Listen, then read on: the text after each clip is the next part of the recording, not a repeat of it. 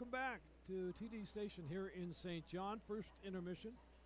Sea Dogs trailing 2-0. Islanders with a couple of goals in the first period.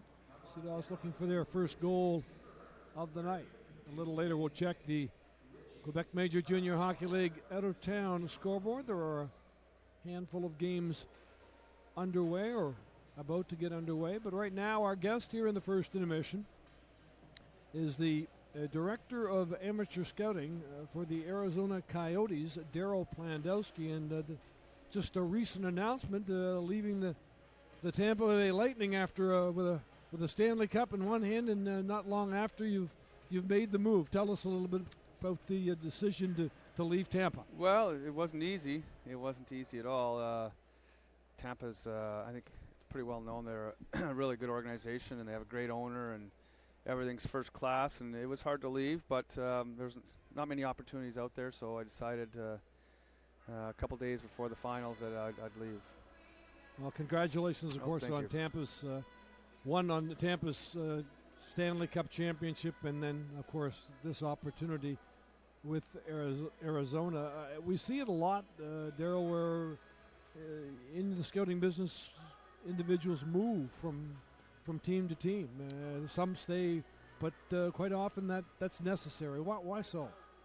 Well, there's always lots of change. I don't know how many GMs are let go or changed every year, and there's always different, when they come in, they want to make changes. And but yeah, there always seems to be a few. I always expect more, actually. I always think there'll be more. Every year I think there'll be more changes, and there's not, just because things aren't going well for an organization. You wonder if things are going to change, and not much happens. But whenever there's a change at the top, there's a chance there's going to be change all the way along. You've been scouting for more than 20 years, 22 years, is that? 20. This will be my 23rd coming up. Yeah, and Tampa, 12 years with Tampa. Yep. And you were with Buffalo. I was with Pittsburgh for 2 years and Buffalo for 8. Yeah, it goes by fast. What do you want to accomplish in Arizona with the Coyotes? What's the state of affairs there when you take a look at what they've done over the years in the draft, and what do they need? Yeah, well, my job is just to find players, probably assist the GM and all the young guys and on trades and stuff. But really the job of the amateur side is to produce players for the big team, and that'll be my job now. And they've been a decent team lately. They just don't seem to be able to get traction. And so my job's now to find more players and better players. And Ryan Jankowski, you probably know Ryan. Yeah, Ryan. He's joined me a couple days ago, so he'll be on the staff. And Ryan's a really good evaluator and been a great head scout. So I look forward to working with him, and we'll change the staff a little bit and start looking for players.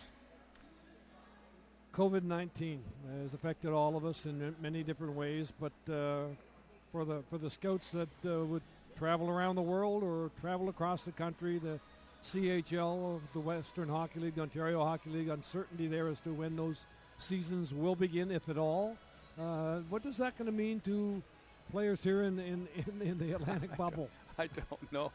It's a nightmare. I mean, we talk about it. Everybody around the world is talking about this, and nothing ever seems to change. And you think something's going to happen, and the league's going to start, and they delay. And it's unbelievable that the Q is actually going, because they're the only league, other than maybe Sweden and Finland, that feel comfortable in playing. And it's a nightmare. It's just, we don't know. I mean, you can't even video scout if there's no games. So it's like everybody's just stuck in mud right now, and hoping that.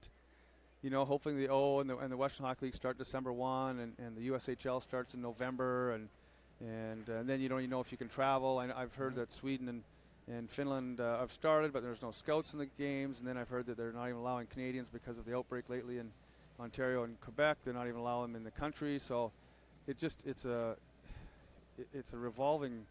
You can't dream this stuff up. It's just hard to figure out. It's impossible to figure out because we don't even know what the answers are. Darryl Plandowski is the new director of amateur scouting for the Arizona Coyotes. He's my guest here in the first intermission. We'll keep him here just a little bit longer. NHL draft coming this week. Yeah, I have to honor my contract. I'm still with Tampa for the draft. Yeah, exciting times. We gave up but we had 2 first rounders at the beginning of the year. We gave up both of them, and at the time, I think the scouts were a little upset that they lost 2 first rounders, but winning the cup, it makes it all right. So for me, it was a big relief, and now I'm happy to move on. But yeah, for all these guys out here tonight, there'll be some drafts some kids that get drafted, and it'll be exciting next week. All right. Well, here we go. Let's talk about some of the players here tonight, and I guess the 2 that jump out, as far as I'm concerned, would be, of course, Jeremy Poirier, who we've heard everything from perhaps a late first round to a second round pick, and then of course on the other side, Lucas Cormier, the Islanders defenseman. Tell me what you see from the 2, and who you think will go first. That's a tough one. They're both really good players. They both have probably flaws. I mean, everybody's got a flaw, other than if you're the top 5 or 6 pick.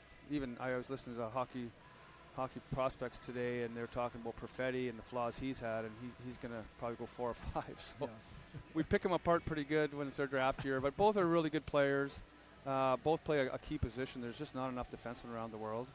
There's not enough right-handed defensemen around the world. Is even a bigger problem. But they both need to improve, but they both have great offensive instincts.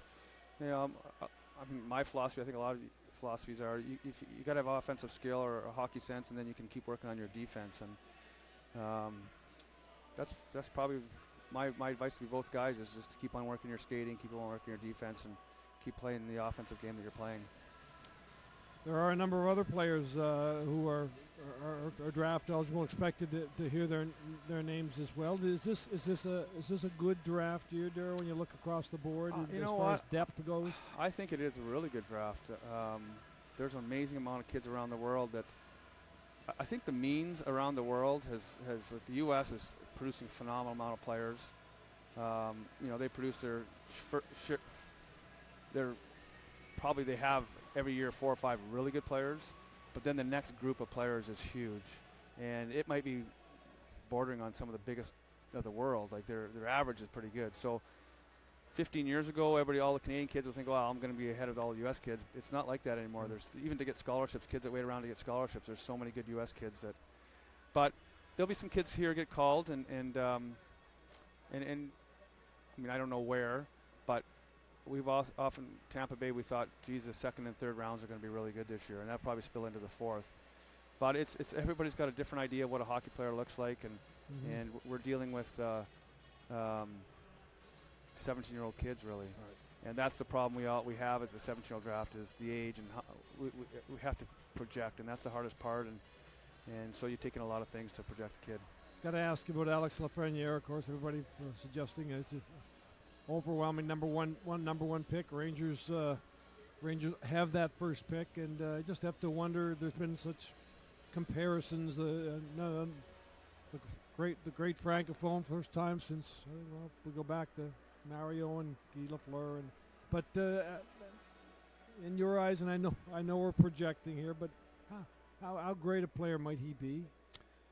Well, he'll be a good player. He's just so strong, and I mean, I teach a lot of hockey, and I always teaching kids to get in the house, to make plays in the house. And when you watch this player play, his ability to get in the house and have the puck and shoot the puck, it's amazing. He's just so strong on his feet. He's such a good stick handler, and then he's got a weapon for a shot. So he's not I wouldn't say a dangler, and he doesn't play on the outside, and that's why people love this player. Is he plays in the house, and he plays in the tough areas, and he's just a strong kid. He's been good all the way along. Will he have some players jump in first year and they have that big year, and maybe a sophomore slumper? But do you think he's going to have much of a transition?